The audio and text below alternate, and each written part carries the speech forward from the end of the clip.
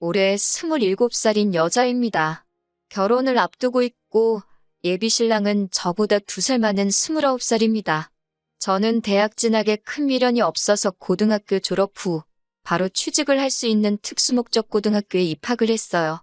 원래는 곧바로 취업을 할 계획이었는데 담임 선생님이 그럴 게 아니라 자기 친구가 교수로 있는 전문대가 있는데 거기에 한번 지원해보라고 권유하셔서 원서를 썼었네요. 그리고 2년간 전액장학금 지원받고 학교를 다녔고 취업도 졸업을 앞두기 전에 이미 결정되었습니다. 처음 잡힌 직장은 제가 원하던 곳과는 조금 거리가 먼 곳이었는데 2년 정도 일하면서 월급 착실하게 모으고 퇴근 후에는 학원 다니면서 공부를 더해서 관련 자격증 몇 개 정도 더 취득하면서 자기 개발을 했습니다. 이제 더는 공부는 못하겠다 싶을 정도로 원 없이 공부를 했고 그 후에는 제가 원하던 분야에서 업계 최고봉인 회사로 이직을 할 수 있었어요. 연봉도 훨씬 높아지고 제가 하고 싶던 일이다 보니 일하는 것도 재밌더라고요. 그곳에서 꾸준히 일하면서 지금 결혼을 준비하는 예비신랑도 만났어요. 예비신랑은 교과서적으로 살아온 사람입니다. 중학교 때부터 내신관리 철저히 해서 나름 명문인 고등학교를 나왔다 했고 거기 졸업하고 대학교도 서울에 있는 명문대를 나왔대요. 군대 다녀오고 졸업하고 저처럼 열심히 준비해서 이직을 한 게 아니고 졸업 후에 곧바로 좋은 회사에 취직도 했고요. 그리고 나서 각각 다니는 회사 사람들 통해서 저를 알게 되고 연애까지 시작하게 된 거죠. 예비신랑의 집은 그럭저럭 사는 편인 듯 싶었습니다. 예비신랑이 자기 어려서부터 과외를 몇 개나 했다고 하고 하고 싶은 공부는 다 해봤다고 합니다. 사업하시는 아버지의 공무원인 어머니, 그리고 아버지 차가 뭐다, 어디에 투자용으로 아파트도 있고 건물도 있다 자랑처럼 이야기하는데 저야 제 돈이 아니니 상관은 없었지만 그래도 정말 평범한 중산층인 저희 집과 비교했을 때 기가 죽는 건 사실이었어요.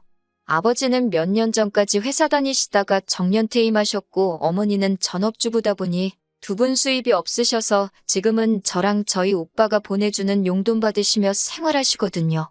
그렇다고 오빠와 제가 엄청나게 많이씩 드리는 건 아니고 워낙 노후 대비를 탄탄하게 해놓으셨기 때문에 걱정은 없으시지만 그래도 저희들 키워주신 보답으로 모자란 거 없게끔 저희가 효도를 하는 게 맞다고 생각하거든요.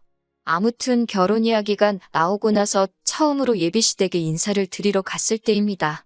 예비씨 어머니께서 엄청 따뜻하게 환대를 해주시며 저를 맞아주셨고 예비씨 아버지께서는 어디 회사 다닌다지? 하고 물어보시면서 저희 회사 전무님 이름을 대며 자기랑 잘 아는 사이라고 본인이 아직 저희 나이일 때는 사업을 한 게 아니고 저희랑 똑같은 월급쟁이였는데 그때 자기 밑에 있던 사람이라고 아주 핫발이었는데 전무까지 올라갔다고 그놈 출세했다 하시며 말문을 트셨어요. 한참 분위기 좋게 대화를 하고 있는데 저희 부모님은 뭐 하시냐는 질문을 하시더라고요. 그래서 아버지가 얼마 전까지 회사 다니시다가 은퇴하시고 지금은 집에 계신다 했는데 그 말을 들으시곤 아버지가 어떤 회사를 다니셨는지 물어보시더라고요. 별로 유명한 회사도 아니었지만 물어보시길래 대답해드렸는데 역시나 반응이 그런 곳은 처음 들어본다 하는 반응이셨습니다. 그리고부터 본격적인 호구조사가 시작되었고 제가 나온 학교를 들으시더니 거기는 전문대 아니냐며 놀라셨고 그때부터 예비 시부모님 두 분 다 표정이 조금 안 좋아지셔서는 저한테 딱히 다른 질문도 하지 않으시더라고요. 식사가 끝나고 나서 예비 시어머님께서 과일을 내오셨는데 그때서야 안 좋아진 표정의 의미를 알겠더군요. 너는 전문대를 졸업했는데 어떻게 그 직장에 취직이 돼서 우리 아들을 만났느냐 물어보시더라고요. 예비 시아버지는 또 저한테 아버지는 그럼 고등학교나 대학교를 어디 나오셨나 물어보셨는데 아버지가 대학은 따로 안 나오셨다 대답을 했더니 대학 못 가는 건 대물림이 되는 건가? 하고 껄껄 웃으시더라고요. 뭐가 그렇게 재밌는 농담이라는 생각을 한 건지 저는 정말 눈물이 나올 만큼 화가 났는데 말이에요. 어디 가서 저희 부모님이 창피하다고 생각한 적 한 번도 해본 적 없는데 두 분이 쌍으로 제 학력 가지고 저를 무시하면서 저희 부모님까지 싸잡아서 대학물도 못 먹어본 집안이라는 식으로 얕잡아보고 있으니까요. 그런데 그런 예비 시부모님의 태도보다도 그 옆에서 그 말을 듣고도 아무 말도 안 하는 예비 신랑한테도 엄청 화가 나더라고요. 자기 부모님이 다른 사람도 아니고 자기와 결혼할 상대의 출신과 부모님까지 깎아내리기 바쁜데 아무리 부모님이라도 그렇지. 그런 이야기는 그만하시라고 한마디도 못하는 모습을 보니까요. 마지막으로 저한테는 그래서 결혼하게 되면 얼마를 해올 거냐고 물어보시더라고요. 모아놓은 돈은 얼마나 되느냐, 우리 집안에 시집올 만큼은 되겠느냐 하시면서 위로 오빠가 있다고 했는데 오빠는 결혼을 했느냐, 오빠가 있으니 저희 집에서 지원은 오빠가 다 받지 않겠느냐 하시면서 말이죠. 말하려는 게 꼭 저희 아버지가 이름도 모르는 회사에서 정년을 맞았는데 결혼할 돈은 있느냐고 물어보는 것 같았습니다. 저희 부모님이 뭘 얼마나 모으셨는지는 정확히 모르지만 관심도 없어요. 저도 그렇고 오빠도 그렇고 부모님 지원 안 받고 결혼할 계획이었어요. 그리고 저 남들보다 빨리 사회생활 시작해서 남 부끄럽지 않게 공부도 열심히 했고 지금 다니는 회사에서 월급도 괜찮게 받으며 그동안 모아놓은 돈이 1억이 있거든요. 돈이 많다는 기준은 사람마다 다르겠지만 그 정도면 잘 모았다고 생각까지 하고요. 예비신랑 집에서 나오고 어디 가서 저녁이나 같이 먹자는 예비신랑 뒤로 하고 기분 나빠서 혼자 집으로 왔네요. 예비신랑과 결혼하기로 결심한 건 절대 그 사람 집안 보고 정한 거 아니거든요. 그냥 적당히 비슷한 직장 다니면서 이 사람이라면 평범하게 행복하게 살 수 있겠다 싶어서 정한 건데 저랑 둘만 있을 때는 저한테 엄청 잘하지만 가족들하고 있을 때는 저보다 가족이 먼저였다는 걸 이제야 처음 알았네요. 오래 만나서 정이 들기는 했는데 어떻게 해야 하는지 참 고민이에요. 제가 저런 말 듣고도 계속 결혼을 하려고 한다면 제가 정말 속도 없는 사람인 거겠죠? 헤어져야 하는 건지 아니면 결혼하고 시댁과는 거리를 두고 살자고 부탁을 해야 하는 건지 참 여러 가지 생각이 드는 밤이네요. 후기 보내드립니다. 얼마 전에 예비신랑 만나서 완전히 끝을 내고 왔습니다. 인사드리러 간 날 이후로 일부러 예비신랑 연락 다 무시하고 씹었어요. 그러다 못 참겠었는지 저희 회사까지 찾아와서 저를 기다리고 있더라고요. 회사 근처 조용한 식당에 가서 자리를 잡았어요. 예비신랑도 완전 눈치가 없는 모질이는 아니었는지 혹시 자기 부모님 만난 날에 오고 간 대화 때문에 자기 연락을 씹은 거냐며 묻더라고요. 저는 딱히 그게 맞는 말이다, 틀린 말이다 해명하지 않고 조용히 있었네요. 역시 그것 때문에 그런 거냐며 그런 거면 조금 실망이라고? 어른이 하신 얘긴데 벌써부터 그런 걸로 서운해하면 안 된다고 하는 거예요. 예비시부모님 대신에 예비신랑한테서 사과를 받고 싶은 마음도 없었지만 뻔뻔한 반응을 보니 욱하더라고요. 그냥 숟가락 내려놓고 나올까 하다가 저도 하고 싶은 말 참은 게 많으니 할 말은 해야겠다 싶어서 그냥 가만히 있었어요. 밥 먹으면서 별다른 이야기가 오고 가지 않았는데 예비신랑은 그게 답답했는지 어디 카페라도 가서 대화 좀 더 하다 가자고 하더라고요. 저녁 때라 그런지 사람도 많이 없었어요. 주변에 듣는 귀도 없는 것 같으니 저도 그때부터는 제가 느낀 감정을 그대로 이야기했어요. 결혼하고 싶지 않다고, 오빠 집에 시집가면 나는 평생 사람 대접 못 받을 것 같다고, 오빠네 어머니는 나를 예비 며느리로 인정해주는 것도 아닌 것 같고, 쥐뿔도 없는 주제에 우리 아들 넘보는 가당치도 않은 여자로 보는 것 같다고, 그런 대우 받으면서 살고 싶지 않으니 결혼은 없던 일로 하자고요.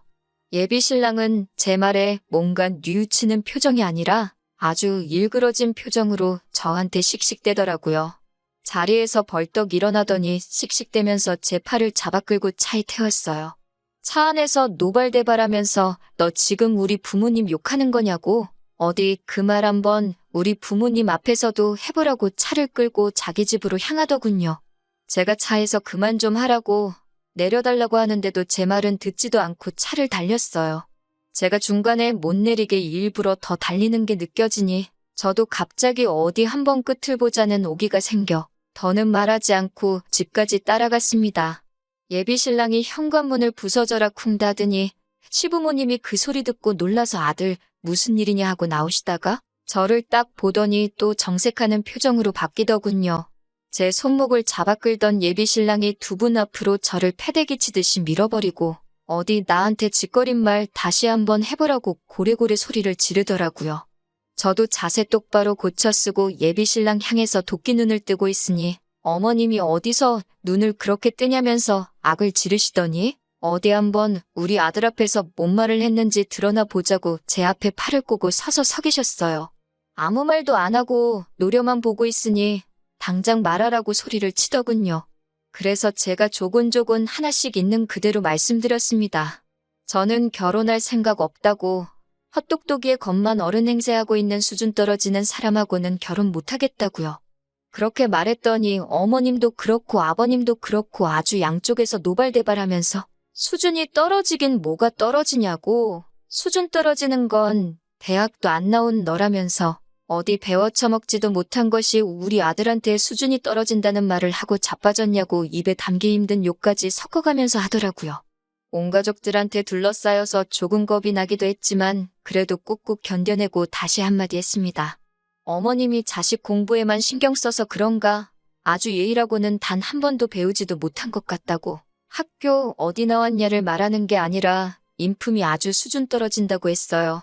제대로 된 가정교육 잘 받았으면 아무리 자기 부모라도 결혼할 상대의 부모를 욕보이고 있을 땐 나서서 한마디 해야 하는 거 아니냐고. 그런데 어머님이 하는 말 들어보니까 어떤 가정교육을 받고 자랐는지 안 봐도 뻔하다고요. 그리고 한마디 더 붙여서 아, 예의 없는 것도 대물림이 되는 건가? 어머님도 예의가 참 없으신 것 같아서 하는 말이에요. 하고 똑같이 받아쳐줬습니다. 그 말이 끝나자마자 눈앞에 별이 반짝. 예비신랑이 욱해서 제 뺨을 올려붙인 거예요. 저보고 말이 뭐 그따위냐고 미쳤냐고 하면서요. 제가 예비신랑한테 맞은 뺨을 부여잡고 있으니 어머님도 기세가 등등해서 저런 배워 처먹지도 못한 걸 어디서 데려왔냐고, 저런 거랑 결혼하라고 그 돈 들여서 너 공부시킨 거 아니라고 예비신랑한테 한 소리를 하더라고요. 저는 끝까지 물러서지 않고 한마디 또 했어요. 이거 보라고요. 방금 전까지만 해도 결혼할 여자였을 텐데 수세에 몰리니 손부터 나가는 거 보시라고. 이런 사람을 저도 어떻게 남편이라고 믿고 평생을 함께 하겠냐고요. 저나 저희 부모님 4년제 안 나왔다고 못 배웠다 하셨는데 꼭 좋은 대학 나왔다고 똑똑하고 품위 있는 건 아닌 것 같다고, 두 사람 다 엄청 수준 떨어진다고 아주 부모나 자식이나 다 똑같다고 한마디 했습니다. 예비신랑이 저한테 다시 다가오길래 이번에도 그냥 뺨을 내어주기 싫어서 제가 먼저 팔을 뻗어서 머리채를 한 움큼 움켜쥐었습니다. 사실 그때 너무 긴장해서 기억은 잘 안 나는데 그렇게 힘을 세게 준 것 같지 않은데 제가 움켜집은 머리채가 집은 그대로 뽑아져 나오더라고요. 한 움큼 잡혀있는 머리카락에 저도 깜짝 놀라서 바닥에 던져버렸어요. 바닥에 흙 뿌려진 머리카락을 보니 한참 머리 자르고 있는 미용실 바닥만큼 뽑혔더라고요.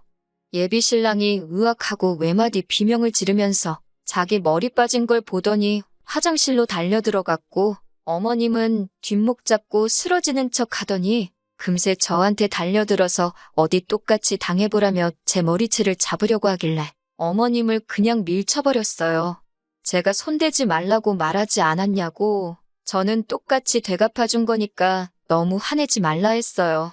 그리고 저쪽에 있는 아버님을 향해서 예의를 못 배운 것만 대물림이 되는 줄 알았는데 대머리도 대물림이 되는가 보네요 말하고 앞으로 보는 일 없으면 좋겠다 하고 밖으로 나왔습니다.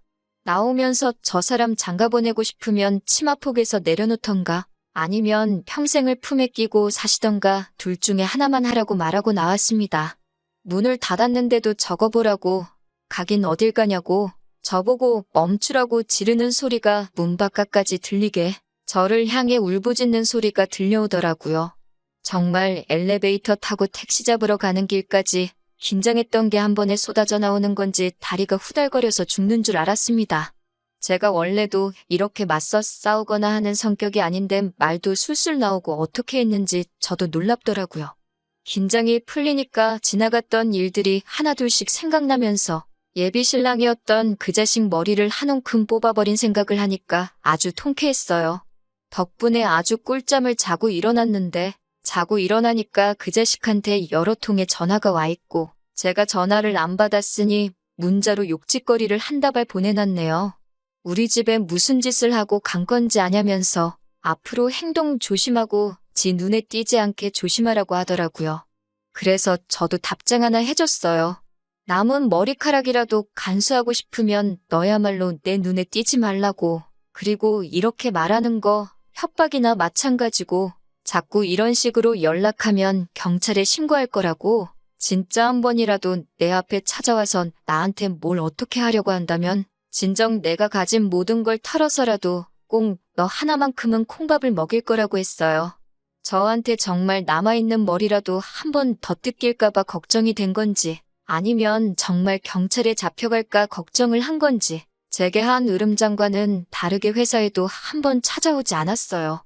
온갖 센 척은 했지만 진짜 찾아오면 어떡하나 걱정은 했는데 말뿐이던 그 성격이 새삼스럽게 제가 윽박지른 대로 제 눈에 알아서 띄지 않더군요. 그렇게 몇 주 정도 지났고 더 이상은 나타나지 않을 것 같아 끝내 생각한 것보다는 더 쉽게 안전이별했다는 생각이 들고 며칠을 더 두고 보다가 제 앞에 더 이상 나타나지 않을 거라는 확신이 생겨 이렇게 후기까지 보내게 되었습니다. 다음에 만날 사람은 제 가족도 자기의 가족처럼 따뜻하게 품어줄 수 있는 그런 사람을 만났으면 좋겠네요.